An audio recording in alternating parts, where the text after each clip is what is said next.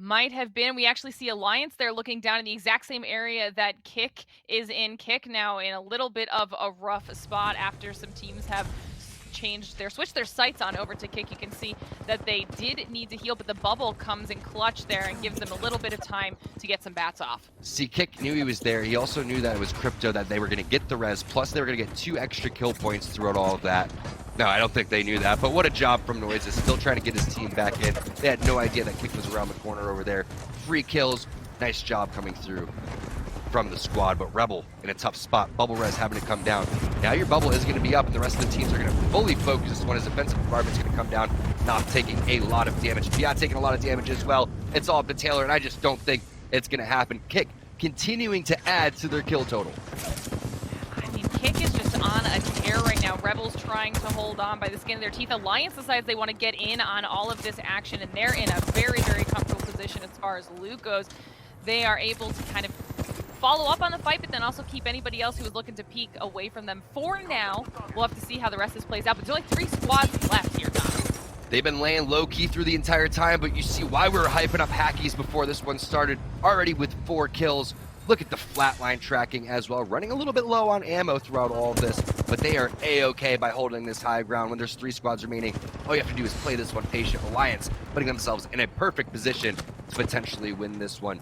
Defensive environments won't be doing much here as there is a lot of cover. The zone's slowly starting to close, but look at the positioning, look at the kills. Alliance and Kick really having themselves a game so far. We'll see who's going to take this one. Yeah, I mean, Alliance, like you were saying, in a phenomenal spot. Plus, they've got the Spitfire on their side. They know exactly where the rest of the squads are. We see the bubble starting to come out from below. Kick is actually going to be able to deal some good damage here towards the end. Alliance just going to watch it all go down and wait for their final moment to drop down and clean everything up. And this is looking like it's going to be Alliance's win. They're late to the party here, and that's what you want to do. The last team standing is the last team that wins, and Alliance is going to take game number 1. Kick, they had a strong showing. The high ground really paying off, the patience paying off for Alliance, and they are going to have a big total after this scoreboard comes up. And now you can see the pressure that is on an IGL in these situations, Dan. So many decisions having to be made in such a small amount of time, but Invictus are playing this so well. Yeah, the good thing is they're still alive. 7 squads remaining, and that could be down to 6 very quickly after we've seen a member of Rebel just get knocked. And now Invictus might also pick up some KP. Bryn does get some KP, do get the wipe. They're into the top 6. Bryn can get that armor swap, and now they can push up slowly on the rest of these teams. Odin Gamers here up on the high ground, but taking shots as well. 789 in one of the only positions where they've got some cover from the skies. Rebel now taking damage from the skies. They'll be eliminated as 789 pick up some KP. Major pushers now trying to work their way towards circle. Noises and blasts have gone down though, and Bryn from Invictus has found a corner to play for now, but it's looking a little bit uncomfortable. Invictus eliminated. We're down to just 4. Yeah, down in 5th position. Major pushers, they have the kill leader right now, and it's Ranches. He's going to get back up to a full red Evo to work with. Odin are very low. Now we're down to 3. Kick also on the back foot here. Kick do have the low ground to play with though. If they can survive for a few moments, they might be able to reset. With only 3 teams being alive here, nobody is going to want to make that initial push because they know a third party is just around the corner.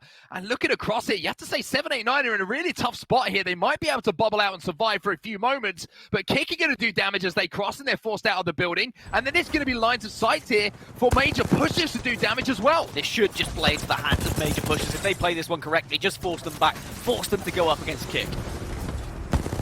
Missile Swarm will come in, and now a little side swipe is coming in, but Hyaka has gone down to the ring, so Kick have fallen down to just 2, but OJ Raid, oh wow, that's a little peak shot, and that's going to make things even more interesting here, because 789, who look like they might have been in a little bit of a tough spot, have survived for now as Desu goes huge, and now Kick Esports try and take on 789, and from looking like it was an unplayable situation, 789 holds strong, and they will take home our second game of the day. In game number 2, around this time, we had around 9 or 10 squads remaining. This game, we have 3. This has been extremely fast-paced, just brutal in terms of the unpredictability of this zone, but the team that is on top right now, it's definitely Maestro. You see how they're split up, but they get right back on over towards each other. Now taking the high ground again, trying to force the action. It's going to be a defensive environment on the team over towards the trailer. That team is getting focused big time, and that is going to be Rebel getting bounced around like a ping pong ball.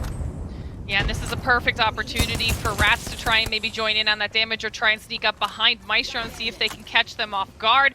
Rats looks like they're trying to do that from the right side of Rugby over here, but Rugby is demolishing people with this Rampage right now. Yeah, my Rampage don't look like that. That's definitely why I'm casting right now, is Rugby just getting aggressive and confident, flying down. Meanwhile, Sonya gonna have to hit a shot here if they want to help out Rugby. Somehow Rugby is not taking any damage, even though just flying in like an absolute madman over here. This high ground is so big to play with. There goes the knock. It's gonna be onto Mania, and now a 2 versus 3 situation. Rugby's gonna heal up. Nox gas grenade is in hand. It's just a matter of time, but a big flank coming through. The alternator hits though, in the flatline turn. 180, Maestro Gaming ending that one in style. Rebel, though, one of the healthiest teams right now, a full 3 in a really good opportunity, Oh, but no! just like that, one gets wiped down. Mimu comes in and manages to take down one. However, they might be able to get that res because the last 2 players, I think, on the other teams are both solos. So Rebel in a really good spot here to pick up the KP, to finish off the downs, and maybe win the game. And this has been arguably, well, without argument, the best week so far for Rebel as Alliance final player does fall. Well, Underrated are a full 3 as well. They were the last remaining team that just stayed off the radar ever so slightly. It's a 3 versus 3. Rebel, they are in a decent spot, though. They do have health, they do have shields. Caustic Barrel goes down, but will be shot before it can fully extend, and given the cover that they are looking for. Pierre trying to peel one player. Oh, 187! But isn't enough to get the knock. Rebel now, they ape onto that. Nothing's trying to do some damage inside the bubble, but Dazzo, he'll get the first knock, and all of a sudden, this fight has completely turned on its head. Underrated, holding off the push coming in from Rebel, and Underrated will win the game. Meanwhile, Eternal, who had a prime position going for the previous zone, now in another good position here with 4 squads remaining, 6 kills. Overall, you love to see it. Yeah, the damage right now on Eternal is fantastic as we see the PK shots coming out, trying to hold off the squads above them. It looks like Moon does go down, but can the rest of his squad manage to keep them alive? They keep surviving these insane situations. The bubble has been used, and they're trying to get some batteries off while the rest of the squads know they're weak, can try to push down on them. Alliance is actually one of the squads above, and this could be huge for Alliance. Oh, the double kill with the snipe right there. The Kraber coming in from Yuki. Yuki's been having a phenomenal day so far. Alliance tied for first place right now, I believe, with 40 points overall. Again, sitting in 10th place on the overall leaderboard, trying to get their 2nd win of the day after taking a strong performance in game number 1. Very similar to how they won that one too, just laying low key, all of a sudden popping off in that kill feed and showing what they're made of as a push on over towards that mobile respawn beacon. Yuki again with the shots. The rest of the team is in the vicinity. They know that there's a couple of rats here, but base has to stay alive. Taking a lot of damage right now as 2-3. Oh my god! Alliance just barely misses out, but Rebel, the team that got 2nd place last time around, decided it was finally time to take home the win. Huge win for Rebel.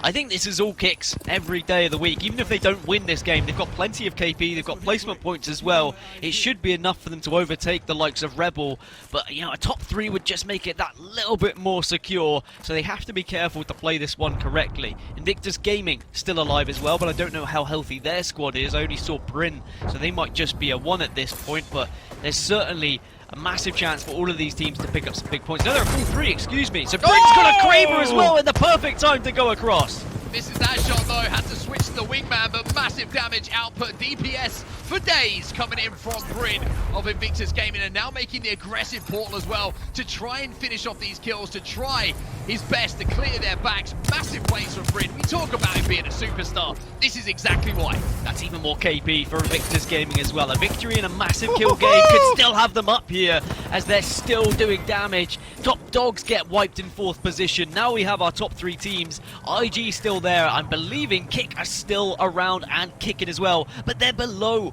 IG. It's not going to be easy whatsoever for them to get up here without a Valkyrie ult. Yeah, Kicker in a great position as far as, you know, leaderboards are concerned, but not quite as great as far as winning the game is, with all things considered.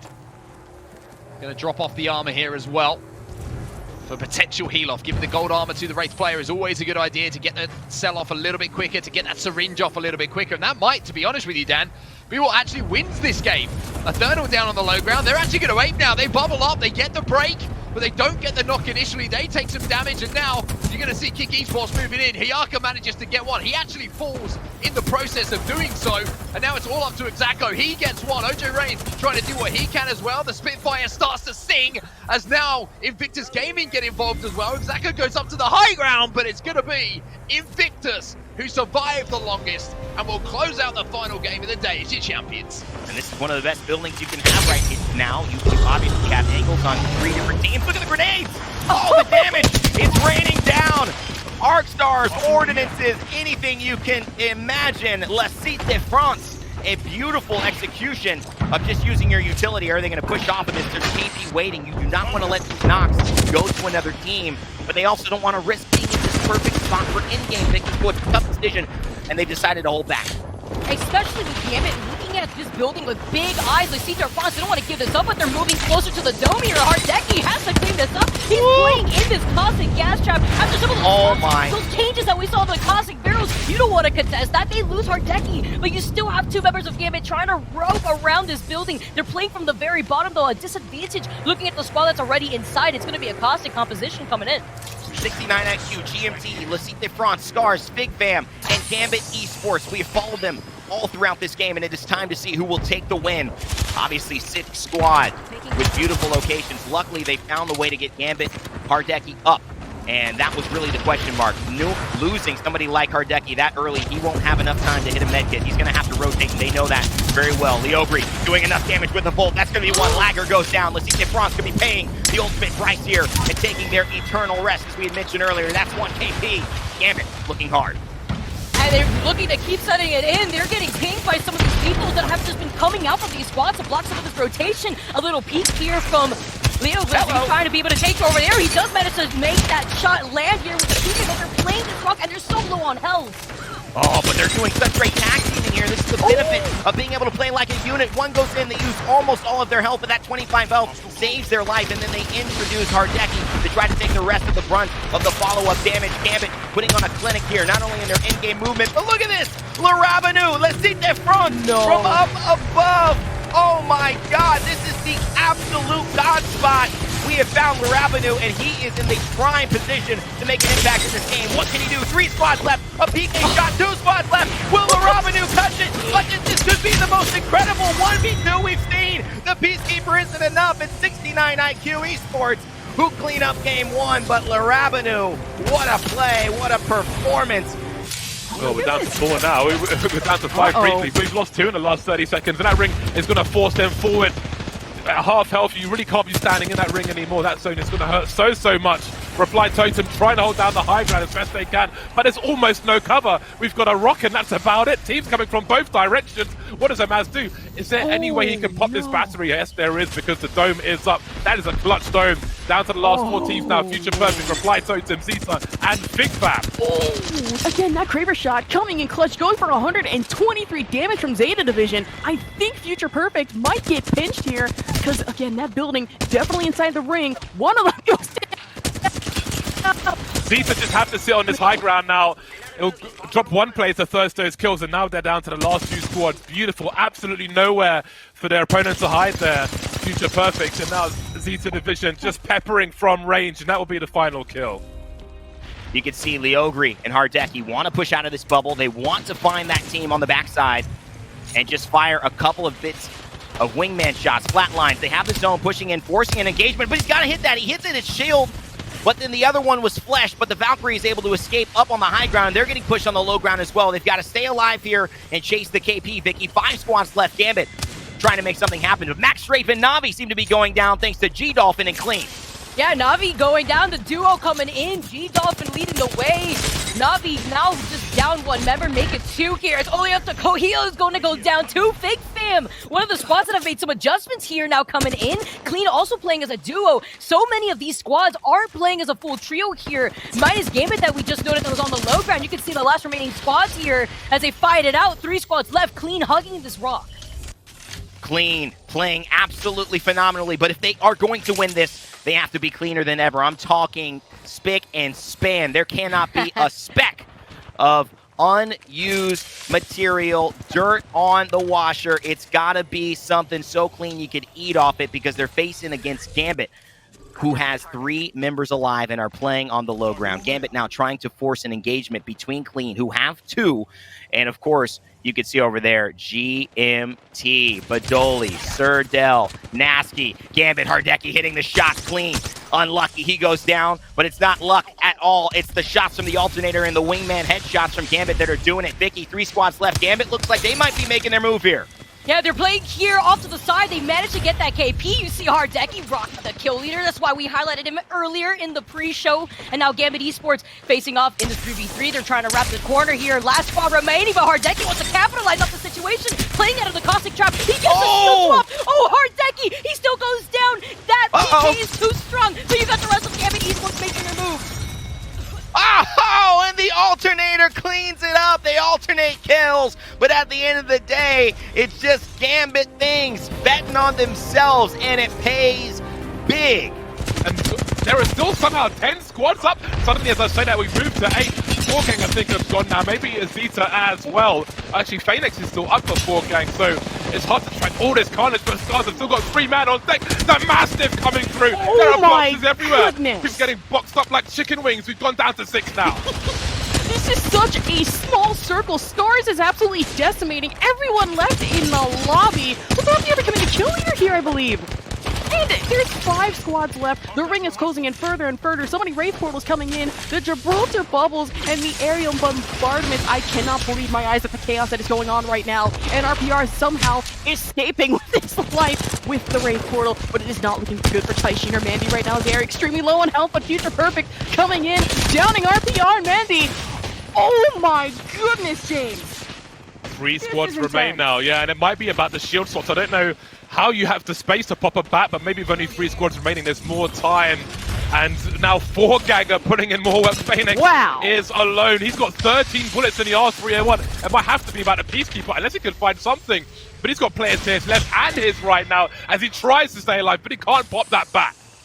God, here I am hoping for 4Gang to come back with that Peacekeeper especially, because, you know, that PK, you can never go wrong with it. But 13 shots up in the R301, no way he was getting out of that one alive, and unfortunately did not last long. Reply Totem, only J Savage W, the last one alive, getting off a med kit.